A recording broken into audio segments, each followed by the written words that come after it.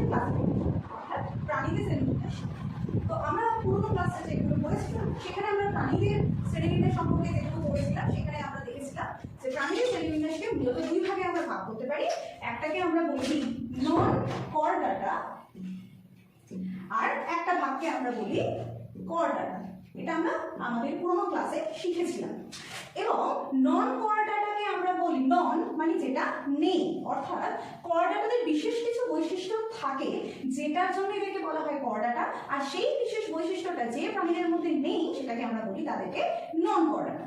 তাহলে কি বিশেষ বৈশিষ্ট্য? কর্ডাটা নামটি এসেছিল নোটোকর্ড থেকে। নোটোকর্ড থেকে। নোটোকর্ড হচ্ছে একটি শারীরিক বৈশিষ্ট্য, সেটি যে প্রাণীদের মধ্যে উপস্থিত থাকে তাদেরকে বলা হয় কর্ডাটা, এবং যাদের নেই তাদেরকে বলা হয় নন কর্ডাটা। নোটোকর্ড হলো কিছু কিছু প্রাণীদের পৃষ্ঠদেশে নলাকৃতি একটা অংশ থাকে নার্ভ কর্ডের নিচে, সেই অংশটাকে বা সেই গঠনটাকে বলা হয় নোটোকর্ড। তাহলে আমরা নন কর্ডাটা সম্পর্কে কি জানবো?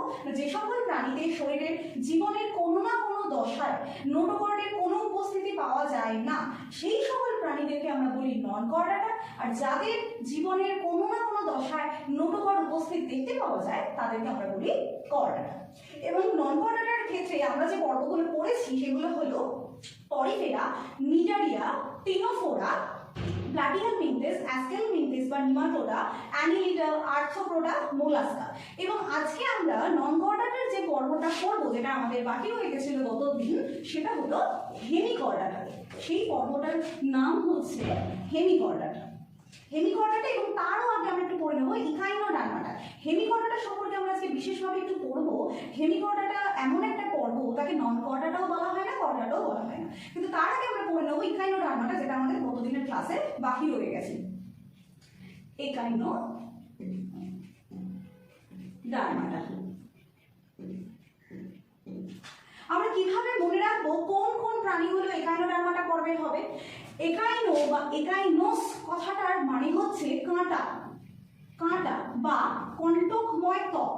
অর্থাৎ এক্ষেত্রে আমরা মনে রাখবো যে সকল প্রাণীদের শরীরে একটু কণ্টকময় ত্বক পাওয়া যায়, অর্থাৎ যাদের শরীরে নোটোকর্ড নেই তারা নন কর্ডাটা, এবং সেই নন কর্ডা পর্বের প্রাণীদের মধ্যে শরীরে কণ্টকময় ত্বক পাওয়া যায় তাদেরকে বলা হয় ইকাইনোডার্মাটা পর্বের প্রাণী।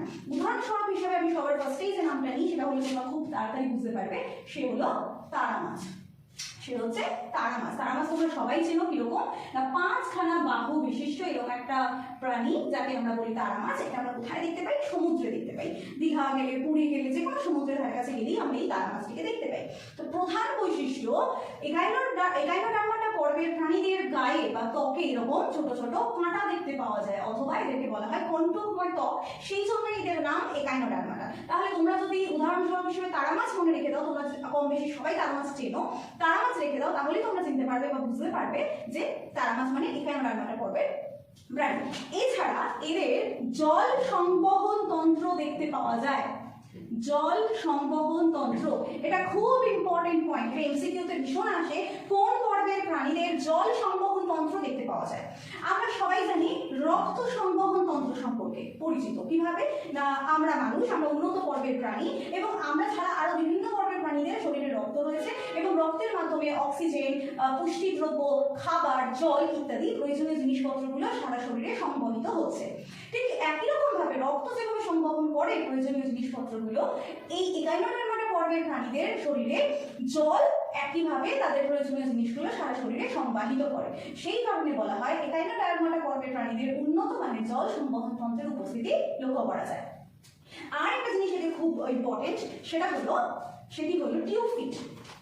সেটি হলো টিউফিট। টিউফিট, ফিট মানে হচ্ছে পা বা অনেকগুলো পা। তো এই যে তারা মাছ রয়েছে না, এই তারা মাছের দুটো সাইট হয়, একটাকে বলা হয় ওরাল সাইট, আরেকটাকে বলা হয় অ্যাবওরাল সাইট। তার মানে আমরা ধরে নিতে পারি আমাদের এই 5টা বাহু, আমাদের হাতেরও 5টা আঙ্গুল রয়েছে, এরকম করে ধরলে তারা মাছ অনেকটা এরকম দেখতে হয় কি না? তো ওপরের দিকটা একরকম নাম ওরাল, মানে যেখানে মুখ রয়েছে বা মুখের মতো একটা ছিদ্র রয়েছে যেখান থেকে জল ভিতরে ঢুকে। আরেকটা হচ্ছে অ্যাবোরাল প্রান্ত বা উল্টো দিকটাকেই বলছে অ্যাবোরাল সাইড, যেখানে তাদের অবশ্যই ছিদ্র রয়েছে বা জল বেরিয়ে যাওয়ার একটা রাস্তা রয়েছে। এই যে ওরাল সাইড এবং অ্যাবোরাল সাইড রয়েছে, এই অ্যাবোরাল সাইড মানে পিছন দিকটা বা উল্টো দিকটাকে আমরা বলতে পারি, সেখানে ছোট ছোট ছোট ছোট টিউব ফিট রয়েছে। এটা এদের বিশেষ বৈশিষ্ট্য যে গাইনোডার্মাটা পর্বের প্রাণীদের শরীরে টিউব ফিট দেখতে পাওয়া যায়। এই টিউব ফিট অনেক কাজ করে। এক নম্বর কাজ হলো খাদ্য গ্রহণ। 2 নম্বর শ্বাসকার্য। টিউব ফিট দিয়ে পরীক্ষায় প্রচুর বার প্রশ্ন আসে এবং খুব ইম্পর্টেন্ট যে টিউব ফিটের কাজ দিয়ে প্রশ্ন আসে, যেমন হলো টিউব ফিট শ্বাস গ্রহণ করতে শ্বাসকার্য করতে সাহায্য করে, খাদ্য গ্রহণ করতে সাহায্য করে। এছাড়া পা আমাদের কি করে, চলাফেরা করতে সাহায্য করে, এক জায়গা থেকে অন্য জায়গায় গমনে সাহায্য করে। ওদেরও টিউব ফিট ঠিক একই রকম ভাবে গমনে সাহায্য করে। তাহলে আমরা যদি ইকাইনোডার্মাটা পর্বের ক্যারেক্টারগুলো দেখি বা বৈশিষ্ট্যগুলো দেখি, একসাথে আমরা কি কি বৈশিষ্ট্য দেখতে পাবো। 1 নম্বর বৈশিষ্ট্য আমরা মনে রাখবো, ইকাইনো কথার অর্থ হচ্ছে কাঁটা, অর্থাৎ এই পর্বের বেশিরভাগ প্রাণীরাই সামুদ্রিক বা সমুদ্রে থাকে এবং এদের ত্বক হচ্ছে কণ্টকময় বা কাঁটা দিয়ে আবৃত থাকে সারা ত্বক বা কণ্টকময় ত্বক এদের পাওয়া যায়। 2 নম্বর এবং খুব ইম্পর্টেন্ট পয়েন্ট, সামুদ্রিক প্রাণী তো অনেকেই রয়েছে, কিন্তু এই বিশেষ পর্বের প্রাণীদের জল সংবহন তন্ত্র লক্ষ্য করা যায়। আর 3 নম্বর পয়েন্ট হচ্ছে, এই পর্বের প্রাণীদের টিউব ফিট লক্ষ্য করা যায়। এই টিউব ফিট অনেকগুলো কাজ করতে সাহায্য করে। 1 নম্বর খাদ্য গ্রহণ, 2 নম্বর শ্বাসকার্য, 3 নম্বর গমন, অর্থাৎ এক জায়গা থেকে অন্য জায়গায় যেতে সাহায্য করে। তাহলে এই হলো ইকাইনোডার্মাটা পর্বের বিশেষ বৈশিষ্ট্য এবং তোমরা অবশ্যই মনে রাখবে টিউব ফিট থেকে বা জল সংবহন তন্ত্র থেকে কিন্তু পরীক্ষায় ঘুরিয়ে ফিরিয়ে প্রশ্ন আসে। চয়েস দিয়ে দেয়, এমসিকিউ মানে তো মাল্টিপল চয়েস কোশ্চেন্স, সেখানে 3-4টে করে অপশন থাকে, বেছে নিয়ে তোমাদের উত্তর করতে হবে। তো একটা উদাহরণ আমরা করে নিয়েছি তারা মাছ, আরেকটা উদাহরণ হচ্ছে সমুদ্র শসা। তারা মাছ, সমুদ্র শসা ইত্যাদি এরা হচ্ছে ইকাইনোডার্মাটা পর্বের প্রাণীদের উদাহরণ। তাহলে আমরা যে পরিফেরা থেকে শুরু করেছিলাম আর ইকাইনোডার্মাটা এসে শেষ করলাম, এরা সবাই কার আন্ডারে পড়লাম, নন কর্ডাটা। তার মানে এই পরিফেরা থেকে শুরু করে ইকাইনোডার্মাটা পর্বের প্রাণীগুলোর মধ্যে কারুর নোটোকর্ডের কোনো উপস্থিতি জীবনের কোনো দশায় লক্ষ্য করা যায় না। এরপরে আমি একটা স্টেপে যাব যেখানে তাদেরকে নন কর্ডাটাও বলা হয় না, আবার কর্ডাটাও বলা হয় না। সেই পর্বের বিশেষ নাম হচ্ছে হেমিকর্ডাটা। হেমিকর্ডাটা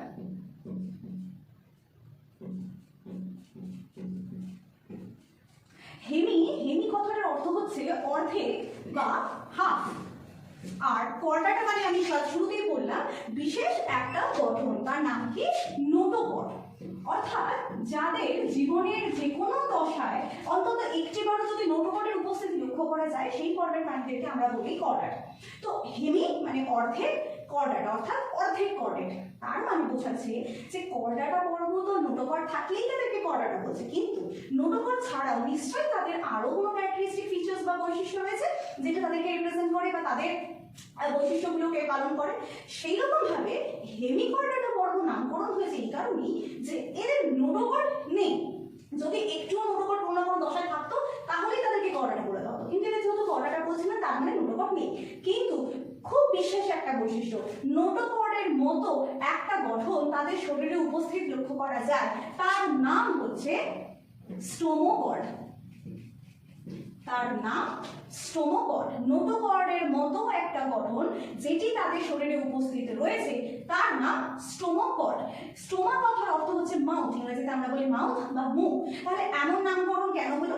এমন নামকরণ এই কারণেই হলো, খাদ্যনালীর এই পর্বের প্রাণীদের খাদ্যনালীর কলারে অবস্থিত থেকে প্রবোসেল যায়। তার আগে একটা পয়েন্ট বলি, হেমিকর্ডাটা পর্বের প্রাণীদের যে শরীরটা সেটাকে 3টে ভাগে ভাগ করা যায়। সেটা কি রকম? 3টে ভাগে ভাগ করা যায়। একটাকে বলা হয় প্রবোসিস, তারপরে হচ্ছে কলার, এবং পুরো বডিটাকে বলা হয় ট্রাঙ্ক। এই পুরো শরীরটাকে বলা হয় ট্রাঙ্ক। এবারে স্টোমোকর্ড, স্টোমা কথার অর্থ আমি কি বললাম, মাউথ বা মুখ। তো এই পর্বের প্রাণীদের যে খাদ্যনালীটা রয়েছে, সেই খাদ্যনালীর কলার থেকে শুরু করে একদম প্রবোসিস অবধি, তার মানে এই প্রান্ত থেকে নিচ থেকে শুরু করে একদম প্রবোসিসের মাথা অবধি গিয়ে কি করছে, কর্ড স্ট্রাকচারটা রয়েছে। সেই কারণে এই যে গঠনটা, তার বিশেষ নাম দেওয়া হয়েছে স্টোমোকর্ড। তাহলে হেমিকর্ডাটা পর্বের প্রাণীদের বিশেষ বৈশিষ্ট্য আমরা কি কি পেলাম? একটা পর্ব পেলাম, একটা পয়েন্ট পেলাম, দেহের 3টে অংশ, সেটা বলা হয় প্রবোসিস, এটা হচ্ছে কলার, আর বাকিটাকে বলছে ট্রাঙ্ক। আর 2 নম্বর পয়েন্ট পেলাম, এদের শরীরে স্টোমোকর্ড নামক একটি গঠন লক্ষ্য করা যায়। এই স্টোমোকর্ড প্রকৃত নোটোকর্ডের একটি পরিবর্তিত রূপ হিসেবে আমরা বলতে পারি। প্রকৃত নোটোকর্ড নয়। প্রকৃত নোটোকর্ড যদি হতো তাহলে এরা কর্ডাটার মধ্যে মধ্যেই থাকতো। এরা প্রকৃত নোটোকট নয়, কিন্তু নোটোকটের মতনই একটা গঠন দেখতে পাওয়া যায় যার নাম হচ্ছে স্টোমোকট। এবং এই স্টোমোকট খাদ্যনালীর কলার থেকে শুরু করে প্রোবসিস পর্যন্ত বিস্তৃত, অর্থাৎ এই পোর্শন অবধি। এই জন্য এদেরকে বলা হয় নোটোকটের অনুরূপ অঙ্গ, অর্থাৎ স্টোমোকটকে বলা হয় নোটোকটের অনুরূপ অঙ্গ। তাহলে এবার তোমরা বুঝতে পারছো কেন এই পর্বটির নাম হেমিকর্ডাটা, কারণ কর্ডেটের কিছু কিছু বৈশিষ্ট্য দেখতে পাওয়া যায়। এছাড়া কর্ডেটের আরেকটা বিশেষ বৈশিষ্ট্য এতে দেখতে পাওয়া যায়, সেটা হচ্ছে অনেকগুলো গলবিলীয় ফুলকা ছিদ্র, লক্ষ্য করা যায়। কর্ডাটা পর্বে যে প্রাণীরা আছে তাদেরও একটি বিশেষ বৈশিষ্ট্য হচ্ছে এই গলবিলীয় ফুলকা ছিদ্রটি দেখতে পাওয়া যায়। তো এই কর্ডাটা পর্বের যেহেতু এটা হাফ কর্ডাটা বা অর্ধেক কর্ডাটা, সেই জন্য কর্ডাটা পর্বের এই একটি বিশেষ বৈশিষ্ট্য ওদের মধ্যে আমরা দেখতে পাই। এটা হলো 3 নম্বর পয়েন্ট। তাহলে আমরা এবার যদি সামার আপ করি একটু ছোট করে, তাহলে এবার দেখে নিই হেমিকর্ডাটা পর্বের আমরা কি কি বৈশিষ্ট্য পেলাম। আমরা হেমি নামটাকে মনে রাখবো, হেমি মানে অর্ধেক, আর কর্ডাটা অর্থাৎ এই পর্বের প্রাণীদের কর্ডাটা পর্বে যে বিশেষ বৈশিষ্ট্যগুলো দেখতে পাওয়া যায় তাদের অর্ধেক কিছু ক্যারেক্টার আমরা দেখতে পাই। প্রথম ক্যারেক্টার, এদের শরীর 3টে ভাগে বিভক্ত, প্রোবসিস, কলার আর ট্রাঙ্ক। 2 নম্বর পয়েন্ট হচ্ছে নোটোকর্ডের মতো দেখতে বা নোটোকর্ডের অনুরূপ একটি বিশেষ বৈশিষ্ট্য লক্ষ্য করা যায় যাকে বলা হয় স্টোমোকট, এবং এই স্টোমোকট খাদ্যনালীর কলার থেকে শুরু করে প্রোবসিস পর্যন্ত প্রসারিত। আর 3 নম্বর পয়েন্ট যেটা, কর্ডাটা পর্বের প্রাণীদের আরেকটি বিশেষ বৈশিষ্ট্য হচ্ছে গলবিলীয় ফুলকা ছিদ্র দেখতে পাওয়া যায়, এবং হেমিকর্ডাটাদেরও ঠিক তাই এই পর্বের প্রাণীদের অনেকগুলি গলবিলীয় ফুলকা ছিদ্র বর্তমান। এই পর্বের প্রাণীদের উদাহরণ এবার দেখে নিই, ব্যালানোগ্লসাস এবং স্যাক্কোগ্লসাস। মনে রাখবে ব্যালানোগ্লসাস আর স্যাক্কোগ্লসাস। উদাহরণ দিয়েও কিন্তু পরীক্ষায় অনেক সময় প্রশ্ন দেয় যে এটি কোন পর্বের প্রাণী। মানে এই যে আমি দুটো করে এক্সাম্পল দিচ্ছি তার কারণ হচ্ছে ক্লাস 9 বা ক্লাস 10 যখন আমরা পড়ি তখন আমাদের অনেক ভ্যারাইটি বা অনেক এক্সাম্পল মনে রাখার প্রয়োজন হয় না। আমাদের বইগুলো যে সিলেবাস বা যে ফরম্যাটে তৈরি করা হয় সেখানে 2 বা 3টে করে এক্সাম্পল দেওয়া থেকে বেশি থাকে না। তার মানে ওই 2 বা 3টে প্রাণী হচ্ছে ওই পর্বগুলোর প্রধান প্রাণী হিসেবে রিপ্রেজেন্ট করা হয়। এই কারণে ওই 2 বা 3টে এক্সাম্পলকেই বেশি বেশি করে বলা হয়। তো পরীক্ষাতেও যদি তোমরা মনে করো যে 2 মাত্র এক্সাম্পল করছি বাকি কেন করছি না, তো যেহেতু তোমাদের এএনএম এবং জিএনএম এর পরীক্ষাটা ক্লাস 9 এবং ক্লাস 10 এর বেসিসেই করা হয়, সেই কারণে ক্লাস 9 এবং ক্লাস 10 এর বোর্ডের পরীক্ষাগুলো যেমন ভাবে হয় যে সিলেবাস ফলো করে ঠিক একই সিলেবাসই কিন্তু এখানে ফলো করা হয়। সেই জন্য যে 2 বা 3টে এক্সাম্পল বইতে তোমরা পড়বে সেগুলোকে মন দিয়ে মনে রাখার চেষ্টা করবে, কারণ সেইগুলোই ওই বিশেষ পর্বগুলোকে আলাদা করে রিপ্রেজেন্ট করে। এবং যদি এক্সাম্পল দিয়ে পরীক্ষায় প্রশ্ন আসে বা উদাহরণ দিয়ে প্রশ্ন আসে তাহলে ওই অ্যানিমালগুলোকে বা ওই প্রাণীগুলোকে নিয়ে প্রশ্ন করার চেষ্টা করে বোর্ডেরা। কারণ 9ম শ্রেণী আর 10ম শ্রেণীর বোর্ড যেরকম করে পরীক্ষা করে এএনএম জিএনএম নার্সিং এর পরীক্ষাটাও কিন্তু ঠিক একই রকম সিলেবাসটাকে ফলো করেই পরীক্ষা করে। সেই জন্য তোমরা কিন্তু এত ভয় পাবে না, কখনোই ভয় পাবে না যে আমরা 2 এক্সাম্পল পড়ছি বাকিগুলো পড়ছি না, এত কি করে মনে রাখবো যদি অন্য কোনো অ্যানিমাল দিয়ে কোশ্চেন্স দিয়ে দেয়। তো তোমরা এটা মাথায় রেখো, বইগুলো যে সিলেবাসে লেখা সেই সিলেবাসের বাইরে কিন্তু কোশ্চেন হওয়ার চান্স খুব কম থাকে। সেই জন্য বই খুব ভালো করে পড়বে। আর আমি যে কটা ক্যারেক্টার বা যে কটা বৈশিষ্ট্য তোমাদেরকে বলছি সেগুলো কিন্তু সবই বই থেকে বলছি, বইয়ের বাইরে একটাও বলছি না। যে 2-3টে ক্যারেক্টার বা বৈশিষ্ট্য তোমাদেরকে বলছি অবশ্যই মিনিমাম এই 2-3টে ক্যারেক্টার মনে রাখো, কারণ এগুলো বিশেষ বৈশিষ্ট্য। দেখো যদি কোনো পর্বকে আমি রিপ্রেজেন্ট করি বা বৈশিষ্ট্য বলতে চাই তাহলে অনেক বৈশিষ্ট্য চলে আসে, কিন্তু আমি একবারে চিনব কি করে এমন 2 বা 3টে বৈশিষ্ট্য আমাকে মনে রাখতে হবে পরীক্ষার জন্য।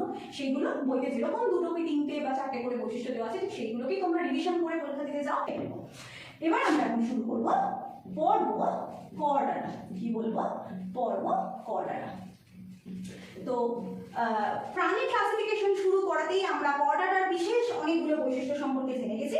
তো প্রধান এবং বিশেষ বৈশিষ্ট্য, কর্ডাটা পর্বের প্রাণীদের জীবনের কোনো না কোনো দশায় নোটোকট উপস্থিত থাকবে। সেটা লার্ভা দশা হতে পারে, সেটা পূর্ণাঙ্গ দশা হতে পারে, এবং সেটা সারা জীবন ধরেও হতে পারে। জীবনের কোনো না কোনো দশায় নোটোকট উপস্থিত থাকবেই, তবেই সেই পর্বের প্রাণীগুলোকে বলা হবে কর্ডাটা। নোটোকট কি জিনিস? নোটোকট হচ্ছে নলাকার একটি অংশ যে কোনো প্রাণী যারা কর্ডাটা পর্বের প্রাণী তাদের পৃষ্ঠদেশে অবস্থান করে, নাক কটের নিচে। তাহলে আমি যদি একটা বেসিক ছবি আঁকি, যেটা ধরে নিলাম এটা একটা প্রাণী, এটা হচ্ছে অঙ্গদেশ আর এটা হচ্ছে পৃষ্ঠদেশ।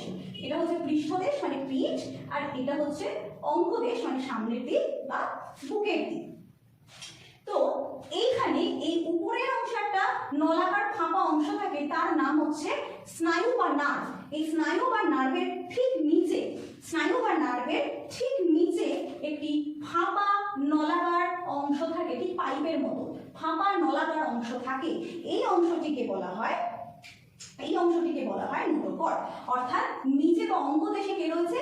খাদ্যনালী। অঙ্গদেশে রয়েছে খাদ্যনালী, পৃষ্ঠদেশে রয়েছে কে? স্নায়ু। পৃষ্ঠদেশে রয়েছে কে? স্নায়ু বা স্নায়ুসূত্র বা স্নায়ু বা নার্ভ সূত্র। ঠিক তার মাঝখানে, অর্থাৎ একটি পৃষ্ঠদেশেই থাকে বেশি, তো নোটোকর্ড তাহলে কোথায় থাকছে? পৃষ্ঠদেশে, অর্থাৎ খাদ্যনালীর পৃষ্ঠদেশের মধ্যাঞ্চল বরাবর একটি রডের মতো অংশ, রড বা দণ্ড, তাকে আমরা কি বলছি? নোটোকর্ড। আমরা কি বলছি? নোটোকর্ড। তাহলে নিজের একটু ইমাজিন করো, যদি তুমি নিজের শরীরটা দিয়ে ভাবো, তাহলে কি দেখবে? আমরা হলাম উন্নত পর্বের প্রাণী, আমরা ভার্টিব্রেটা পর্বের প্রাণী, আমি পরে আসছি। আমাদের নোটোকর্ডটা মেরুদণ্ডে রূপান্তরিত হয়ে গেছে, কিন্তু মনে রাখার জন্য নিজেকে ইমাজিন করো, এটা আমাদের অঙ্গদেশ, এটা আমাদের পৃষ্ঠদেশ। পৃষ্ঠদেশে কি রয়েছে? স্নায়ু রয়েছে, তার নিচে কি রয়েছে? মেরুদণ্ড রয়েছে। আর অঙ্গদেশে কি রয়েছে? খাদ্যনালী, অর্থাৎ মুখ থেকে শুরু করে গলবিল থেকে শুরু করে একদম পেট অব্দি কি রয়েছে? খাদ্যনালী। তাহলে অঙ্গদেশে রয়েছে খাদ্যনালী, একদম পিছে রয়েছে স্নায়ু, যেটা মস্তিষ্ক থেকে বরাবর মেরুদণ্ড হয়ে নেমে গেছে, তার নিচে রয়েছে মেরুদণ্ড। এই নোটোকর্ড কিন্তু আমাদের শরীরে নোটোকর্ড রূপান্তরিত হয়ে মেরুদণ্ডে পরিণত হয়েছে। তাহলে যে কোনো ধরনের প্রাণী থেকেই তোমরা ইমাজিন করো, কর্ডাটা পর্বের প্রাণীদের প্রধান বৈশিষ্ট্য নোটোকর্ড উপস্থিত, এবং এই নোটোকর্ড কোথায় থাকে? পৃষ্ঠদেশ বরাবর থাকে, একটি দণ্ডের মতো অংশ। আর জীবনের কোনো না কোনো দশায় নোটোকর্ড উপস্থিত থাকবে। এবার চলে আসবো 2 নম্বর ক্যারেক্টারে। 2 নম্বর ক্যারেক্টার অলরেডি আমরা হেমিকর্ডাটা করতে গিয়ে জেনেছি যে হেমিকর্ডাটা পর্বের যে প্রাণীরা রয়েছে, তাদের কর্ডাটা পর্বের একটি বিশেষ বৈশিষ্ট্য দেখতে পাওয়া যায়, সেটি হচ্ছে গলবিলীয় ফুলকা ছিদ্র। গলবিলীয় ফুলকা ছিদ্র। ফুলকা ছিদ্র। তো ফুলকা কি জিনিস? মাছ তোমরা সবাই চেনো, রুই মাছ, পুকুরে চারাপোনা বা যে কোনো ধরনের মাছ এগুলো আমরা খাই। তোমরা দেখবে কানকোটা তুললেই চিরুনির মতো একটা প্লেট আমরা দেখতে পাই। চিরুনির মতো একটা প্লেট, এখানে ডিপ লাল মারুন কালার আমরা বলতে পারি, এই মারুন কালারে এরকম চিরুনির মতো একটা পাত দেখতে পাই কানকোর ঠিক নিচে। এই জিনিসটাকে বলা হয় ফুলকা ছিদ্র। তো মাছেদের ক্ষেত্রে আমরা ফুলকা দেখতে পাই। এরকম অনেক প্রাণী রয়েছে কর্ডাটা পর্বের প্রাণী। এটা বিশেষ বৈশিষ্ট্য, কর্ডাটা পর্বের প্রাণীদের যে অনেকগুলি গলবিলীয় ফুলকা ছিদ্র, তাদের জীবনের কোনো না কোনো দশায় বর্তমান। তাহলে আমরা 2টো পয়েন্ট পেলাম। আর একটা পয়েন্ট হচ্ছে নার্ভ কর্ড। নার্ভ কর্ড বা নার্ভ সূত্র আমরা এটাকে বলতে পারি, অথবা বলতে পারি স্নায়ু, যেটা আমি নোটোকর্ড বলার সময় বললাম যে একদম যে কোনো কর্ডাটা পর্বের প্রাণীর পৃষ্ঠদেশের নোটোকর্ডের ঠিক উপরে, একদম পিছে বা পৃষ্ঠদেশে এটাকে বলতে পারি, নোটোকর্ডের ঠিক উপরে একটি ফাঁপা নলাকার অংশ থাকে, তাকে বলা হয় স্নায়ু বা নার্ভ সূত্র। তাহলে আমি যদি ছবিটাকে আরেকবার একটু ক্লিন করে আঁকি, এটা হলো পৃষ্ঠদেশ, এটা হলো অঙ্গদেশ, মানে পিঠ আর সামনের দিকে মুখ। এই পৃষ্ঠদেশ, সামনে কে রয়েছে? খাদ্যনালী। সামনে কে রয়েছে? খাদ্যনালী। একদম পিছে রয়েছে স্নায়ু বা নার্ভ সূত্র, ঠিক তার নিচে কে আছে? নোটোকর্ড। ঠিক তার নিচে কে আছে? নোটোকর্ড। এই হচ্ছে পজিশন অ্যানিমালের বা প্রাণী শরীরের, কর্ডাটা পর্বের প্রাণীদের শরীরের পজিশন। এই 3টে প্রধান জিনিস কোথায় কোনটা রয়েছে। তাহলে কর্ডাটা পর্বের যে বৈশিষ্ট্যগুলো খুব জরুরি বা খুব ইম্পর্টেন্ট, আশা করছি তোমাদের কাছে ক্লিয়ার। তাহলে প্রথম পয়েন্ট, যে সকল পর্বের প্রাণীদের নোটোকর্ড উপস্থিত রয়েছে তাদেরকে আমরা বলছি কর্ডাটা পর্বের প্রাণী। দ্বিতীয় পয়েন্ট, অসংখ্য গলবিলীয় ফুলকা ছিদ্র বর্তমান। 3 নম্বর পয়েন্ট, নার্ভ কর্ড বা নার্ভ সূত্র বা স্নায়ু উপস্থিত কোথায়? প্রাণীর পৃষ্ঠদেশে। এই হচ্ছে প্রধান 3টে ক্যারেক্টার, যেটা মনে রাখা খুব জরুরি।